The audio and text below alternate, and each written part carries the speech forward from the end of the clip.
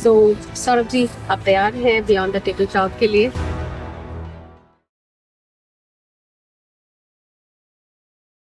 Beyond the table talk में आज मैं हूँ एक ऐसी पर्सनालिटी के साथ जो कि यंग है, लेकिन उनका experience towards his business ultimate है। बहुत ही एनर्जेटिक हैं, लेकिन शालीन और पोलाइट हैं। अपने काम के लिए वो बहुत डेडिकेटेड हैं, लेकिन हमेशा उनके चेहरे पर प्यारी सी स्माइल रहती है। हैंडसम हैं, बट थोड़ा सा शाय हैं। अब मैं रिवील कर ही देती हूँ।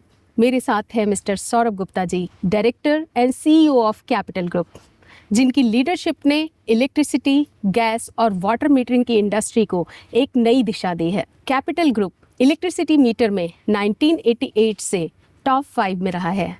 गैस मीटर इंडस्ट्री में 40% से ज़्यादा मार्केट शेयर हासिल किया है पिछले 5 सालों में, और गैस मीटर की इंडस्ट्री में नंबर 1 बनने के लक्ष्य को लेकर आगे बढ़ रहा है।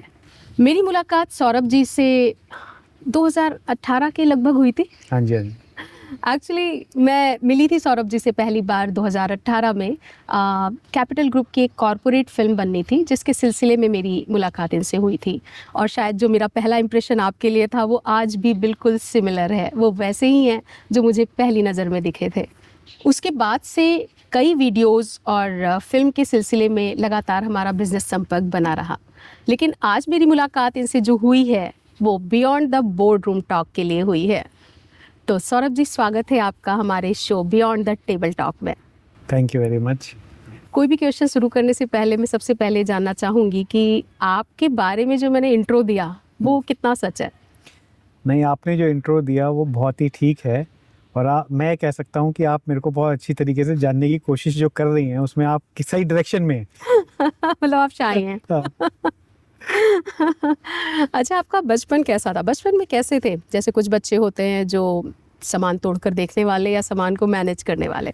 सो बेसिकली मेरा बचपन बड़े हम्बल बैकग्राउंड से जो है, मैंने दिल्ली 6 जिसे बोला जाता है, वहाँ मेरा जो है बर्थ हुआ, नियर अबाउट दरियागंज काला महल में।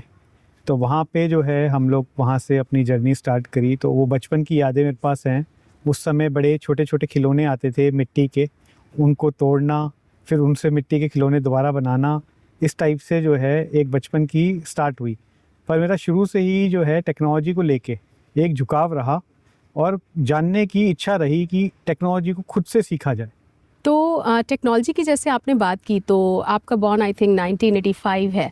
तो उस वक्त में टेक्नोलॉजी से आपका क्या मतलब है? मतलब मीन्स टेक्नोलॉजी किस लेवल पर थी उस वक्त में? मतलब उस समय क्या है, जैसे रेडियो, टीवी, मुझे आज भी याद है हमारे घर में टीवी था, जो है वो बहुत बड़ा सा टीवी था। और इनिशियली जो है मेरे को ये लगता था ये टीवी इस पे आता कैसे है, कैसे जो है ऊपर एंटीना हिला हिला के देखते थे, तो ये देखते थे कि सिग्नल जो है आ रहा है जा रहा है। तो मेरी बड़ी इच्छा थी उसको समझने में कि ऐसे वायरलेस कैसे जो है बिना किसी चीज़ों के चीज़ें हो रही हैं। रेडियो स्टेशन चलता था, तो रेडियो को खोलना कि खोल के देखें क्या है। तो वो सब चीज़ों में मतलब टेक्नोलॉजी उस समय, तो मैम आज की डेट में smart mobile, smartphone, smart tab सब कुछ है, पर उस समय वही छोटी छोटी चीज़ें जो है टेक्नोलॉजी की तरफ, झुकाव की तरफ लेके जा रही थी। यानी कि आप वैसे ही बच्चे थे जो हर कुछ खोल कर तोड़ कर देखते हैं फिर उसको सही करते हैं। तोड़ के तो नहीं कहेंगे, पर खोल के देखने पे ज़्यादा इच्छा जो है मेरी रही शुरू से ही। तोड़ने में तो मैं बहुत शुरू से ही, आज भी बदमाश नहीं हूँ और उस समय भी बदमाश नहीं था।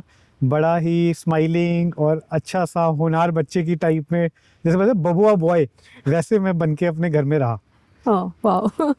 तो यानी कि टेक्नोलॉजी की जैसे आपने बात की, उस वक्त की जो टेक्नोलॉजी थी, यानी क्यूरियोसिटी आपकी बहुत प्रॉपर थी उस वक्त भी, जिसको आज आप अपने बिजनेस में भी कंटिन्यू बनाए रखे हैं। बिल्कुल बिल्कुल। उसका मैं एग्जांपल देता हूँ आपको कि बेसिकली जब हमारा ये डिसीजन हुआ कि भाई 9th क्लास के बाद आपको एक सब्जेक्ट पिकअप करना है फॉर योर मेजर्स, तो मैं घर में पहला बच्चा था जिसने डिसाइड किया कि भाई मैं साइंस बैकग्राउंड लूँगा। हमारी जो फैमिली है वो कॉमर्स बैकग्राउंड से आती है, हमारी जॉइंट फैमिली है। तो मेरे पापा 3 भाई हैं, सब लोग साथ में रहते हैं, तो सब कॉमर्स बैकग्राउंड से आते हैं। और फर्स्ट जनरेशन वो एंटरप्रेन्योर, उन्होंने अपना बिजनेस स्टार्ट किया। तो ये था कि भी कॉमर्स करें और आगे बिजनेस को, जैसे एक होता है कॉमर्स बैकग्राउंड से आगे बढ़ाएं।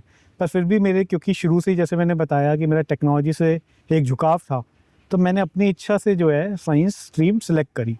और वो साइंस स्ट्रीम सेलेक्ट करने के बाद मैंने जो है बीटेक इलेक्ट्रॉनिक्स एंड कम्युनिकेशन क्योंकि हम मीटर्स, जैसे आपने इंट्रो दिया हमारी फैमिली के बारे में, बिज़नेस के बारे में, वो बिज़नेस जो हमारा फैमिली ओन्ड बिज़नेस शुरू से था इलेक्ट्रिसिटी मीटर का। तो मैंने ये डिसाइड किया मैं बीटेक इलेक्ट्रॉनिक्स एंड कम्युनिकेशन में करूं, क्योंकि शुरू से जो आने वाली चीज़ें दिख रही थी। तो मेरा ये मानना है कि आप अगर विजनरी हैं और अगर आप पूरी मेहनत से, तो मैं कहूँगा जी मेहनत जो है और ऑनेस्टी, हमारे घर में ये दो वैल्यूज़, बड़ी हार्डवर्क की ये जो है वैल्यूज़ को बड़ा महत्व दिया गया और बचपन वैसे ही बीता, क्योंकि हमने अपने ग्रैंडफादर दादाजी को देखा कि वो गांव से शहर आए और शहर में अपने आप को इस्टेब्लिश किया। तो शुरू से ये रहा कि मेहनत और ऑनेस्टी के साथ आगे बढ़ा जाए।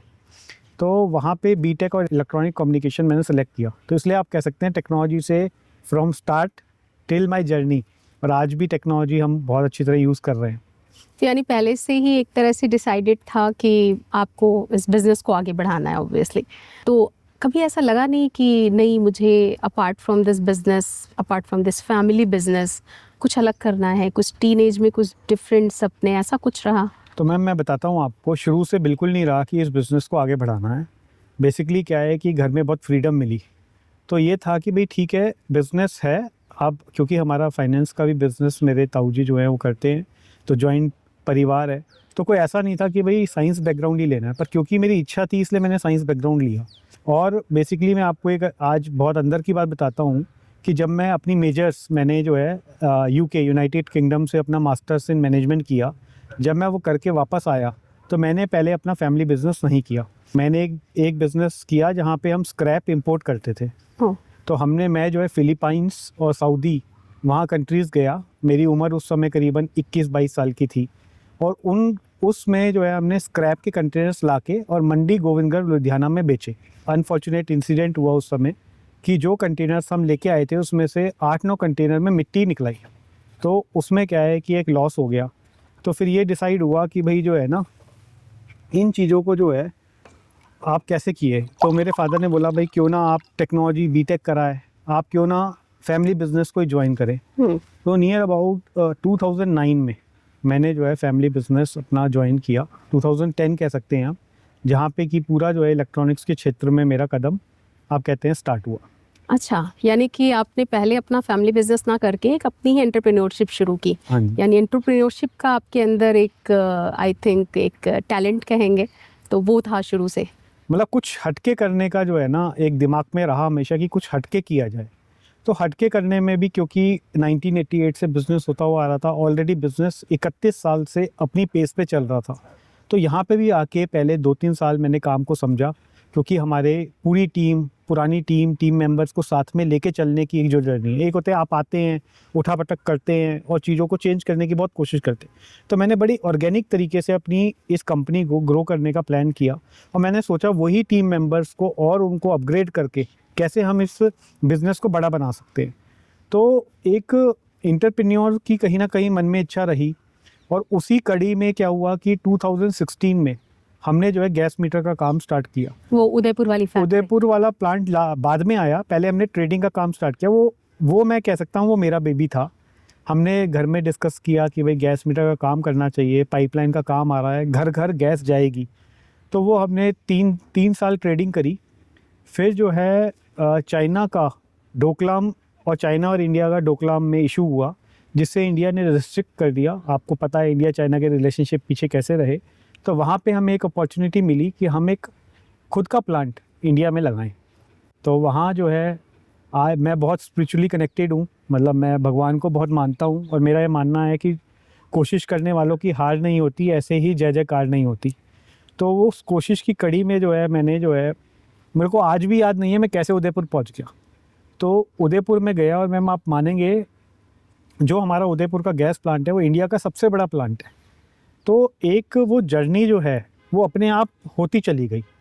तो ये चीज़ें मैम एक कहते हैं स्पिरिचुअली हार्ड वर्क आप कैसे गई है, वो सब कनेक्टेड हैं कहीं ना कहीं। यानी उदयपुर से आपका वैसे कोई कनेक्शन नहीं रहा या नहीं, कुछ हम भी?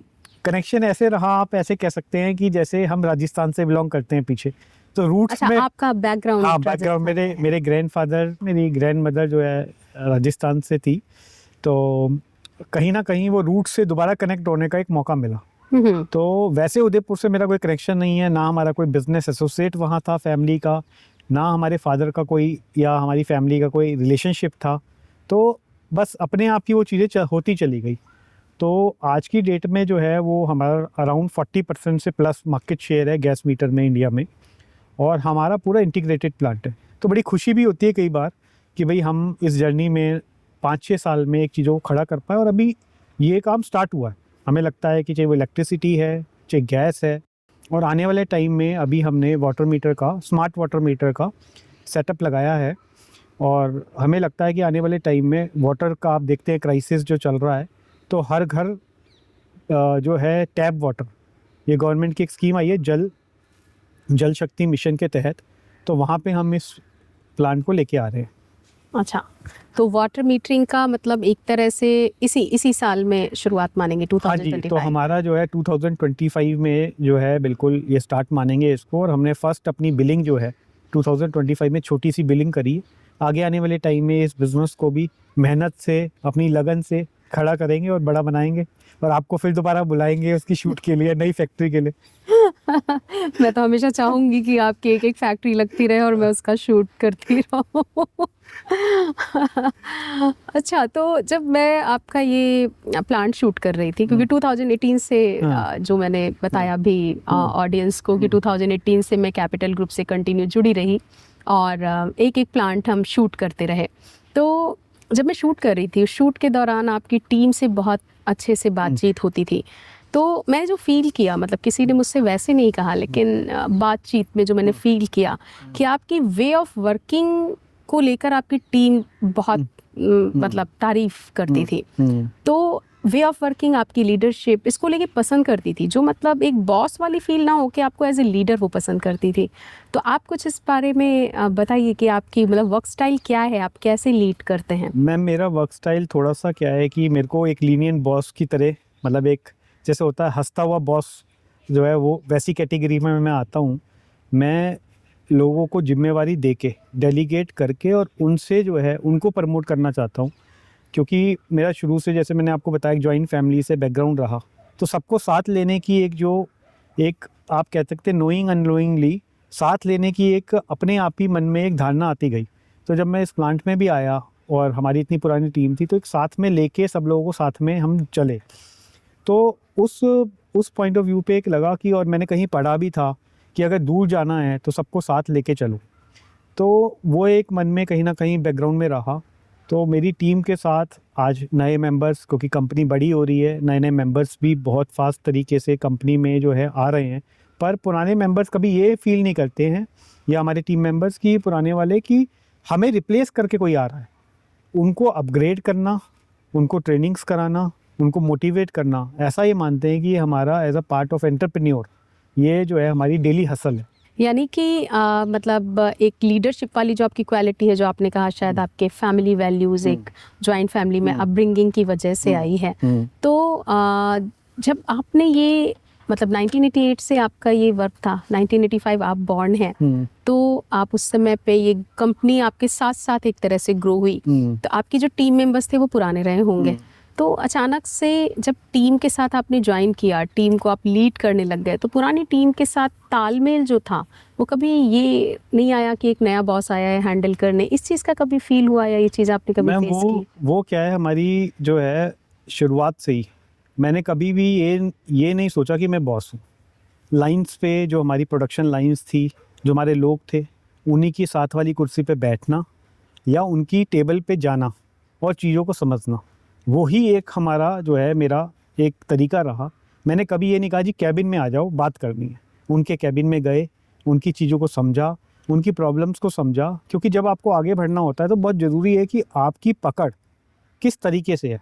एक है कि आप जो है किसी को बुला रहे हैं, आ जाइए आप बात करनी है, और एक है आप जाते तो एक हम्बलनेस जो दिखती है, उससे एक एक्सेप्टेंस जो है टीम में वो ज़रूरी होती है। और कभी भी इस प्रोसेस में मैंने किसी की लल्लो चप्पो नहीं करी, मतलब इसलिए नहीं कि मुझे नंबर बनाने हैं इसलिए मैं जाऊं। मन में ऐसा रहा कि भाई रिस्पेक्टफुली अगर पूरी टीम साथ में चले तो उसका मज़ा अलग होगा। तो उस बैकग्राउंड से हम लोगों ने जो है टीम में पता ही नहीं लगा मैम 5 साल 7 साल बाद वो ऐसी जेलिंग हो गई कि वो अपने आप ही बॉस बन गए। तो ऐसा नहीं हुआ कि किसी ने अनाउंसमेंट करी कि भाई ये सौरभ गुप्ता जी आ गए हैं और ये इनके बेटे हैं और कल से ये बॉस हैं आपके। तो अगर आप हमारी टीम से भी मिलेंगे तो उनको भी नहीं पता, और आज भी कोई बॉस वाली कोई बात नहीं है। टीम के साथ बैठना, उनके साथ डिस्कस करना और सारी मुद्दों को क्योंकि क्या है, अभी हम ग्रोथ फेज़ पे हैं। जब आप ग्रोथ फेज़ पे होते हैं तो बहुत सारी चीज़ें आपकी ऐसी होती हैं जो आपको टीम के साथ मिलके डिसीजन लेनी होती है, और बहुत सारे रिस्क आपको प्लान करने होते हैं। तो वो मुझे लगता है एक अच्छी टीम जो आपके विजन में बिलीव करती है। एक बॉस ने बोला इसलिए हमने किया, एक है नहीं हम इस विजन में साथ में बिलीव करते हैं, तो वो जो टीम खड़ी होती है जो साथ में बिलीव करती है उसकी बात अलग होती है। तो इसलिए वो हमेशा रहा कि इसी डायरेक्शन में हम चलें, और अभी तक मैं ये सोचता हूँ कि 15 साल हो गए और पता ही नहीं लगा 15 साल कैसे निकल गए, तो बहुत अच्छा लग रहा है। तो यानी 15 साल पहले आपने कैपिटल ग्रुप ज्वाइन हाँ, किया। 2010 में अराउंड। अच्छा, तो सबसे पहले जब आपने 2010 में ज्वाइन किया तो आपका रोल उस वक्त में क्या था?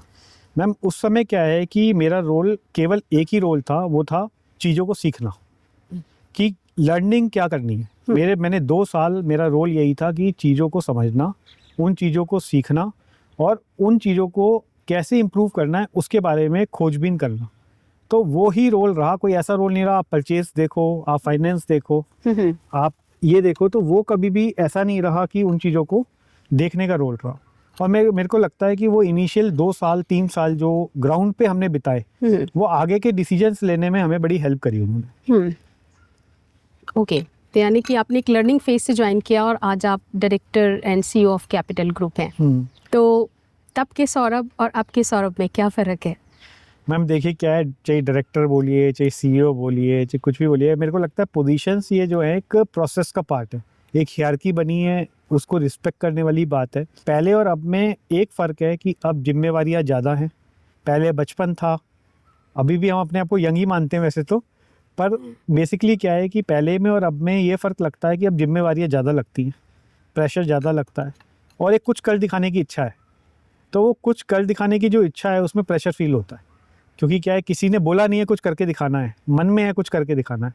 तो वहाँ कहीं ना कहीं जो है आप कह सकते हैं कि जैसे होता है ना, जैसे हम दोस्त यार बैठते हैं तो बोलते हैं उड़ता तीर पकड़ना, तो मतलब अपने कोई मतलब नहीं है, कुछ नहीं है, पर ज़बरदस्ती उसको पकड़ लेना, मतलब ज़बरदस्ती जिम्मेवारी ले लेना कि नहीं कुछ करना है ग्रुप में।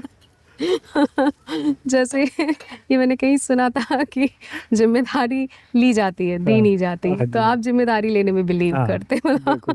आपने एग्जाम्पल बहुत अच्छा दिया कि उड़ता तीर पकड़कर आप जिम्मेदारी ले लेते हैं।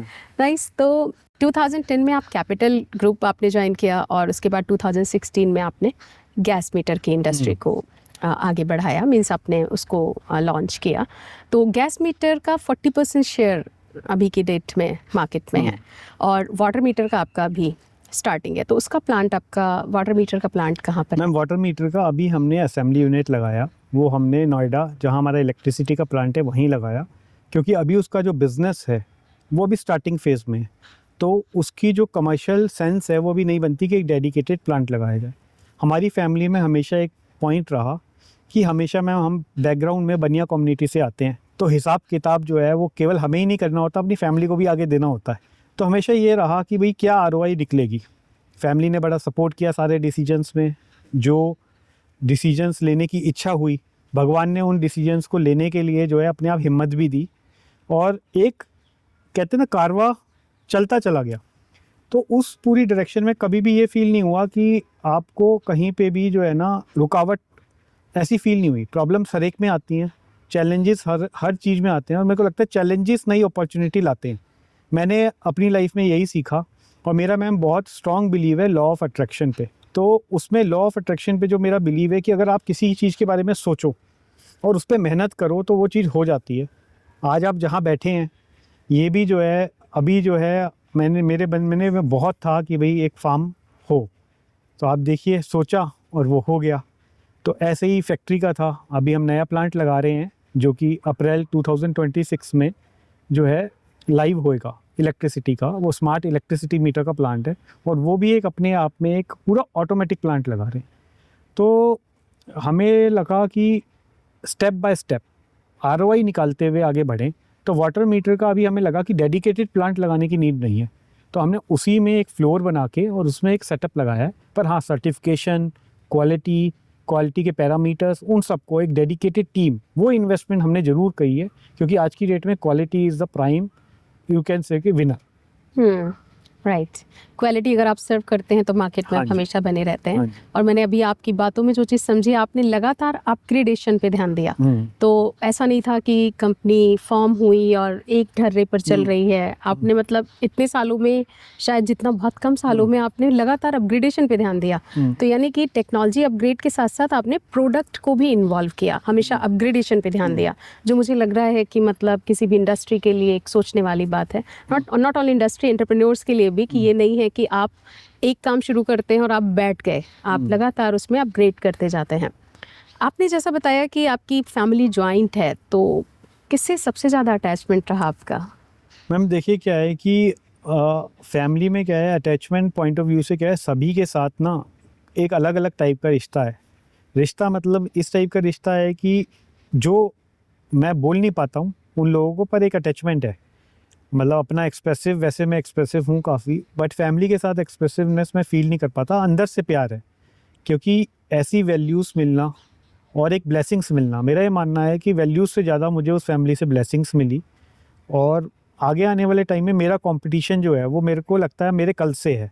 मैं कभी भी, मेरे से लोग पूछते हैं जी आपके कॉम्पिटिटर्स क्या कर रहे हैं, आप कैसा फील करते हैं, तो मैं हमेशा यही कहता हूँ कि भाई मेरा कंपटीशन मेरे कल से है, और ब्लेसिंग्स और हार्डवर्क से हम अपने कल को आज बेहतर बनाए, और आज के जो आने वाला कल है उसको बेहतर बनाएंगे अपनी मेहनत से। तो अटैचमेंट पॉइंट ऑफ व्यू से मैं कहूँगा ज़्यादा ब्लेसिंग्स ज़्यादा हैं। मतलब ऐसा कुछ नहीं है, अनफेयर होगा किसी एक का नाम लेना। अच्छा, जैसे घर में आपके पेरेंट्स ऑब्वियस सी बात है रहते हैं, और ऑफिस में चूंकि आपका ये फैमिली बिजनेस है, तो कभी किसी भी तरह का मतलब फैमिली और घर का माहौल क्या ऐसा रहता है कि बिजनेस की बातें घर होती हैं, घर की बातें बिजनेस, ऐसा कुछ है या क्या? मैम कैसे जनरल में चलता क्या है, शुरू से हमने जो एक कल्चर देखा, कहीं ना कहीं बिजनेस तो घर पे आया ही। मतलब ऐसा नहीं हुआ कि बिजनेस बिजनेस के ऑफिस तक रह गया, कहीं ना कहीं, क्योंकि क्या है, जैसे बताया जॉइंट फैमिली है, तो आपस में विचार विमर्श डिनर की टेबल्स पे होना, एक दूसरे की बातें डिस्कस करना, फैमिली में के अलावा ऑफिस में और सलाह लेना, तो बिज़नेस कहीं ना कहीं हमेशा घर पे आया। और घर की बातें भी, हमारा जो एक काम है पार्टनरशिप में है, तो मेरे जो फूफा जी भी लगते हैं वो हमारे पार्टनर है इलेक्ट्रिसिटी मीटर्स में, तो वो भी क्या है कि एक फैमिली की तरह ही रहा। तो आप समझिए फैमिली ऑफिस रही और ऑफिस फैमिली रही, तो एक बड़ा अच्छा ये एक वो रहा। और अब हम नेक्स्ट जनरेशन मिलके इस प्लांट को और आगे ले जा रहे हैं और नई चीज़ें करने की कोशिश कर रहे हैं। मतलब उनके बेटे, मैं और मेरे भाई हैं छोटे, हम तीनों मिलके कोशिश कर रहे हैं कि इसको और ऊंचाइयों पे लेके जाएं। कभी किसी तरह की टकराव की बात या मतभेद ऐसा कभी कुछ हुआ तो कैसे टैकल करते हैं? मैम देखिए, मैं ये तो नहीं कहूँगा कि मतभेद नहीं हुए, पर हमने ये सुना और समझा कि उन मतभेदों को अगर अपने आपस में ही सुलझाया जाए बंद कमरे में, तो वो मतभेद सॉल्व होंगे। बाहर जाएंगे तो मजाक उड़ेगा। तो ऐसा ये समझ के हमने जो है चीज़ों को सुलटाया, मैं ये नहीं कहूँगा सुलटाया, पर आपस में एक चीज़ों को डिस्कस किया। जैसे एक पुरानी चीज़ें हैं, आई थिंक एयरटेल की कहावत है, बात करने से बात बनती है। तो बेसिकली क्या है, हमेशा ये रहा कि भाई कुछ मन में बात है, आपकी कोई बात मुझे बुरी लगी, तो एक है मैं सोचता रहूँ और 4 लोगों को बोलूँ यार ये बात ना मैम की मेरे को सही नहीं लगी। तो हमने ये सोचा कि कन्फ्रंट करें कि मैम ये आपकी बात अच्छी नहीं लगी हमें, हो सकता है उसमें आपके विचार मेरे विचार से ना मिलते हों, पर अगर हम दोनों एक्सप्रेसिव वे में उसको बात करें तो हो सकता है उस मन मुटाव को जल्दी दूर कर पाएँ। तो ऐसा रहा मैम। हम लोग सब लोग जो है घर पे भी रात को डिनर साथ में करते हैं, और ऑफिस में लंच हम लोग सब साथ में करते हैं। वहाँ पे फैमिली की बातें, इधर उधर मीडिया की बातें, सोशल मीडिया की बातें, सारी बातें होती हैं, बिजनेस की बातें। तो वो आप कह सकते हैं वो एक तरीके से हमारा जो है, हम उसको कहते हैं जीके, गॉसिप नॉलेज। तो एक होती है जनरल नॉलेज, तो वो हमारा जीके सेशन होता है जिसे हम गॉसिप नॉलेज कहते हैं। तो वो हमारा जीके जो है घर में भी रहता है और ऑफिस में भी रहता है, तो हमारा जीके बहुत स्ट्रांग है। ये टर्म मुझे आपका बहुत अच्छा लगा। GK, I will use this, gossip knowledge. ये टर्म मुझे लगता है शायद आपने ही निकाला हाँ, है। ये मैं बहुत फेमस हुए ऐसे छोटे छोटे वर्ड्स निकालने के लिए, शॉर्ट फॉर्म निकालने के लिए घर में। अच्छा, यानी कि प्रोफेशनल वर्ल्ड में आप जैसे दिखते हैं, आप शायद जैसा आपने बताया, तो आप कैसे, मतलब कैसे, जैसे प्रोफेशनल वर्ल्ड के लोग कोई ऐसे पॉइंट्स जो आपको ना जानते हो, जैसे आप क्या बहुत शरारती है, नटखट नहीं है मैम, या मेरे को क्या? लिखने का बहुत शौक है, अच्छा। तो मैं काफ़ी पोएम्स लिखता हूँ। ओह। और अभी रिसेंटली मैंने जो है 2025 में 5 गॉड्स के ऊपर मैं एक भजन, पूरे भजन लिख रहा हूँ। अभी मेरा फर्स्ट भजन कंप्लीट हुआ है हनुमान जी के ऊपर, और वहाँ पे मैंने काफ़ी रिसर्च करके, सर्च करके उस भजन को कंपोज किया है। और उसमें मैंने म्यूज़िक भी मैंने किया है और लिरिक्स भी मेरे हैं, पर वो सारा मैंने एआई यूज़ किया है। आज की डेट में एआई की जो है बहुत है, तो सारा जो है एआई का सॉफ्टवेयर सीखना, उसका पूरा बैकग्राउंड स्कोर बनाना, उसके लिरिक्स बनाना और उसको प्रेजेंट करना। तो मेरा अभी एक जो कहते हैं कि सॉन्ग है, मतलब सॉन्ग बोलेंगे आप, उसे भजन बोलेंगे, मैं डेली सुबह ऑफिस जाने से पहले उसको सुनता हूँ। वो 2.5-3 मिनट का सॉन्ग है। It give me lot of power and confidence and it says about, मतलब जैसे बहुत लोग हनुमान चालीसा सुनते हैं, कोई जो है रामबाण सुनते हैं, तो मेरे को लगता है कि वो जो वर्ड्स मैंने सेलेक्ट किए वो बहुत मेरे करीब हैं और मेरे को जो है कहीं ना कहीं वो कॉन्फिडेंस और पावर देते हैं। आप कोई भजन या भगवान से क्यों मिलते हैं? इसलिए मिलते हैं कि आपको एक पावर मिलती है, एक सेल्फ कॉन्फिडेंस मिलता है। तो मेरे को लगता है कहीं ना कहीं आगे, जब भी, मैं ये तो नहीं कहूँगा मैं रिटायर होऊंगा, पर जब भी थोड़ा समय और मिलेगा तो मैं इस हॉबी को अपने आगे लेके जाऊँगा। मेरी जो है लव मैरिज हुई है, तो मेरी वाइफ जो है मुझे जो है जब मैं पढ़ रहा था यूके में तब मिली। तो वहाँ पे जब उस समय की उम्र थी, उस समय मैंने बहुत पोएम्स लिखी। तो वो जो है मेरी जो, वो आप कह सकते हैं एक हॉबी है, वो जो है वहाँ मैक्सिमम यूज़ हुई। यानी कि आपने पोएम लिख लिख कर अपनी वो बहुत बोर हुई होंगी उससे। स्टोरी बनाई। फिर आपने बड़ा इंटरेस्टिंग बताया, कौन लव स्टोरी आपकी पोएम से स्टार्ट हुई? मतलब कोई तो एक होता है ना कि आपने कैसे अट्रैक्ट किया।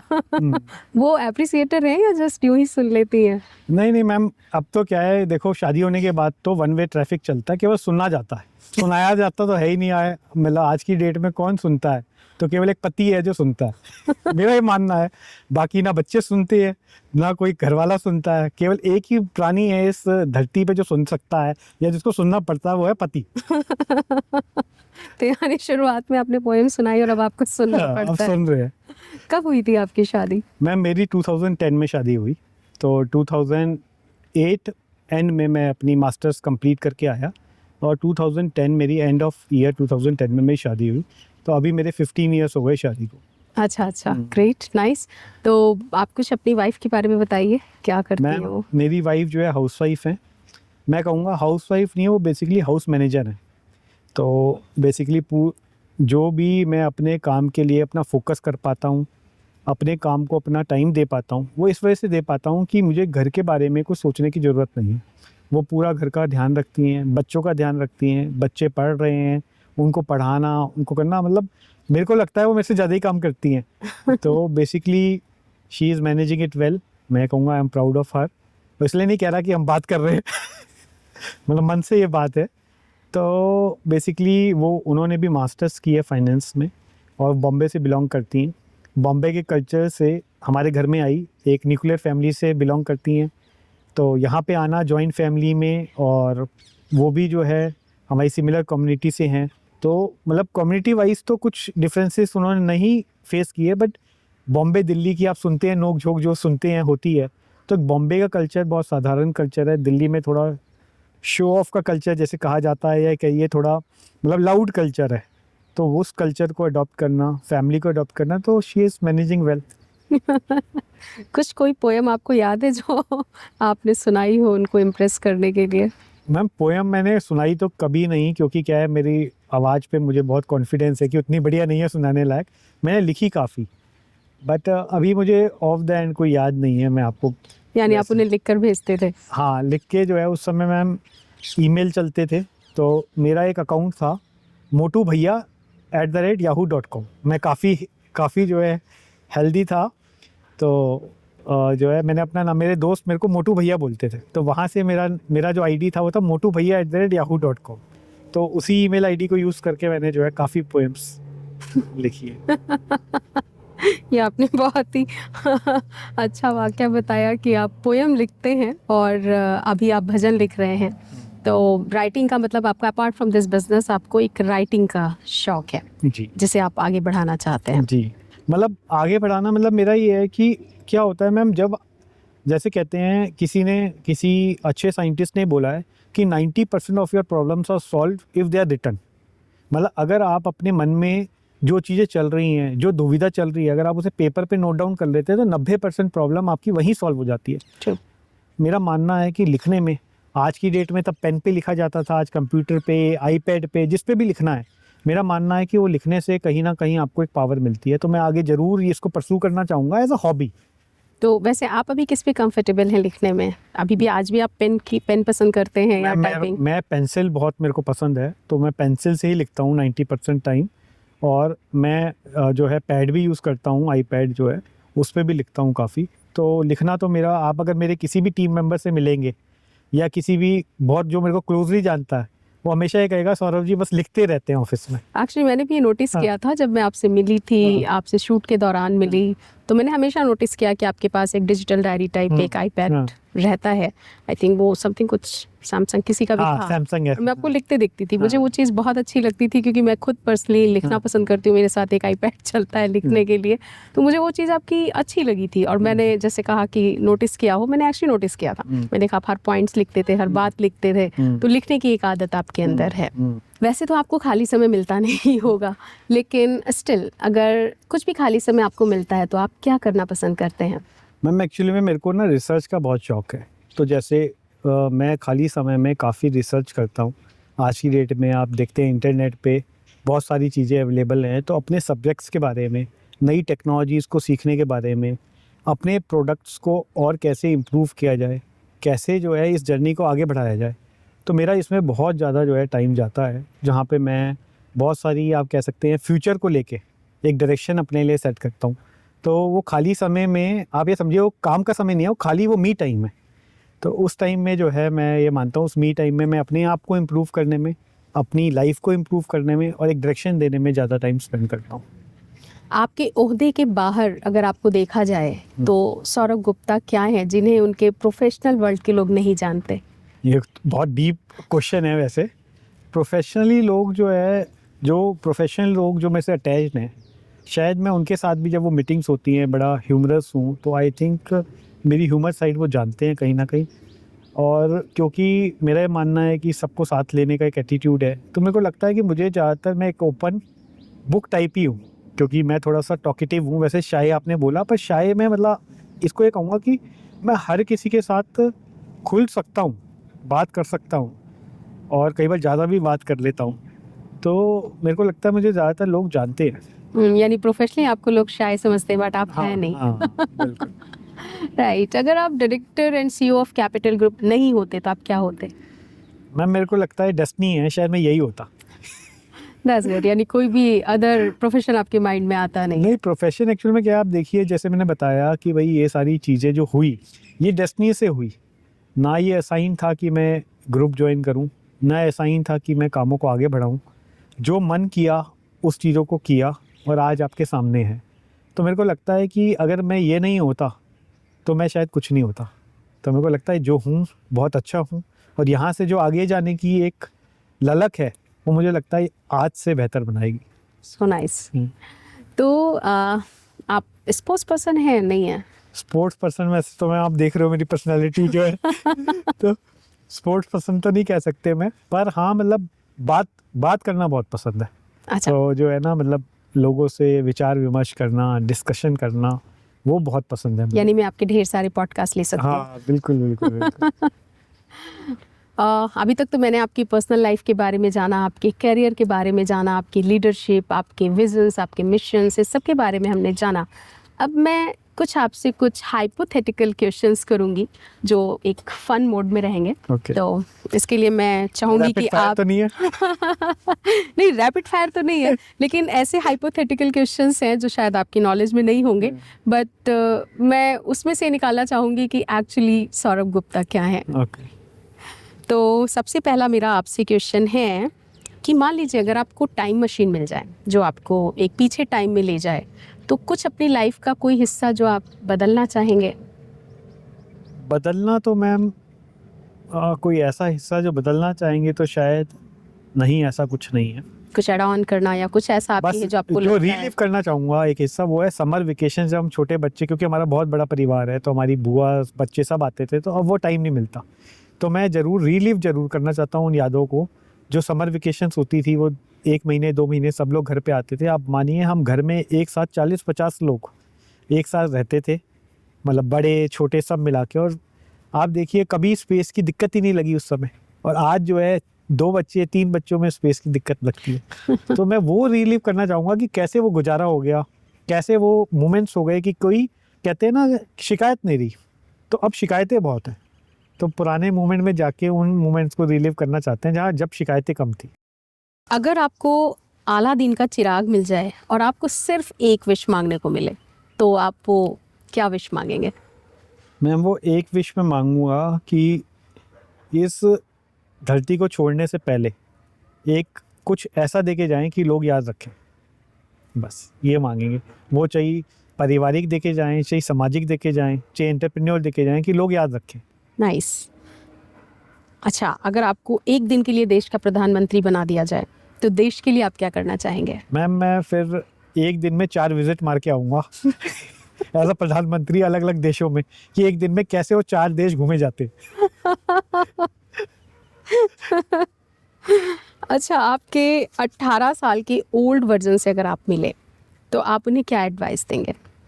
मैं उन्हें ये एडवाइस दूंगा कि उस समय मस्ती थोड़ी कम मारी होती तो आज जो है और 5 साल पीछे वाली जो चीज़ें हैं वो पहले हो चुकी होती। मतलब आज जो चीज़ें हो रही है वो 5 साल पहले हो चुकी होती।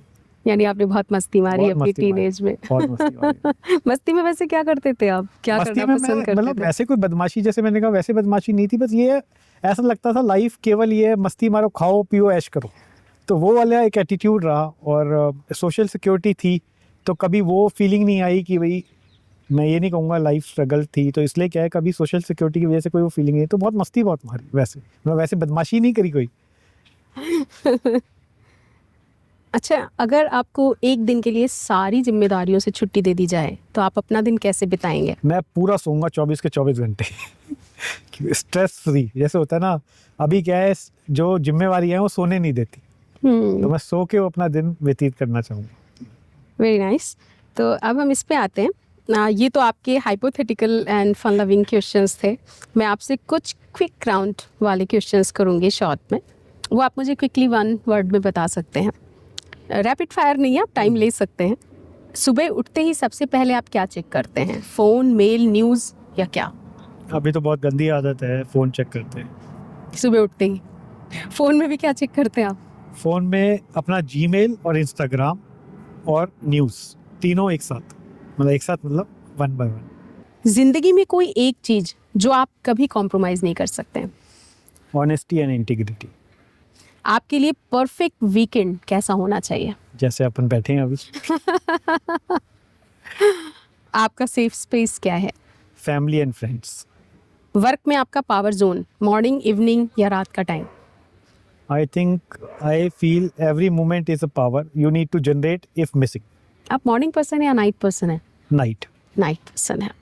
अगर जैसा आपने बोला कि आप लिखने के शौकीन हैं, तो मैं जानना चाहूँगी कि अगर आपकी लाइफ एक गाना होती, एक सॉन्ग होती, एक कविता होती, तो आपकी वो सॉन्ग क्या होता, आपकी वो लाइंस क्या होती? दिल तो पागल है, दिल दीवाना है, इस दिल की बातों में जो आते हैं वो भी दीवाने हो जाते हैं।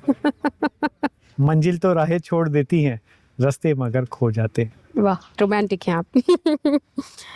तो एक्चुअली मुझे नहीं लगता मैंने आपकी ज़िंदगी का कोई पहलू छोड़ा है, लेकिन फिर भी आप कुछ ऐसा जो आपको लगे कि आप बताना चाहें? नहीं मैम, आपने बहुत अच्छी तरीके से जो है, मैं कहूँगा कि एक इंटरेक्टिव डिस्कशन किया और बहुत सारी चीज़ें बात हो ही गई।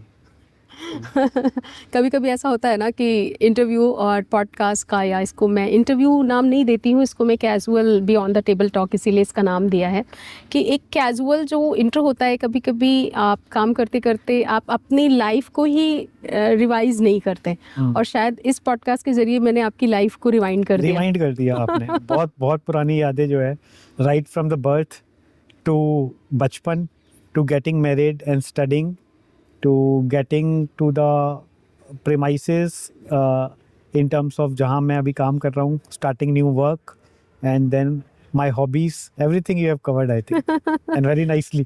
Very nicely, thank you so much. Yeah. तो इस तरह से आज सौरभ गुप्ता जी के साथ मेरी बहुत ही अच्छी डिटेल में बात हुई, जिसको शायद मतलब मन तो नहीं भर रहा है, बस इस एक शो का एक टाइम है कि एक ड्यूरेशन है कि कितनी देर तक इसे सुना जाए, बट बहुत ही खूबसूरत अंदाज में सौरभ जी ने अपनी सारी एक्सप्रेशंस दिए, सारी फीलिंग्स दी। एक्चुअली बहुत मज़ा आया बात करके, मैं तो थोड़ी देर के लिए भूल ही गई थी कि हम शूट कर रहे हैं, एक इन जनरल बातचीत आपसे हो रही थी। तभी कहते हैं, इसी को कहते हैं इंटरेक्टिव जो है ना। वेरी नाइस, बहुत अच्छा लगा आपसे बातचीत करके। Okay ma'am, thank you very much, thank you. वैसे तो आपने बहुत सारे पॉडकास्ट और इंटरव्यूज सुने होंगे, लेकिन हमारा ये podcast beyond the table talk में मैं हमेशा उन हस्तियों से मिलती हूँ और उनके बारे में जानने की कोशिश करती हूँ जो फ्रंट पे तो नहीं खेलते, वो एक ऐसे खिलाड़ी होते हैं जिनके दम पर खेल चलते हैं। अगले शो में मैं फिर से किसी एक हस्ती के साथ मिलूंगी और उनसे बातचीत करूंगी, लेकिन हाँ, वो हमारी बातचीत beyond the board room, beyond the table talk होगी।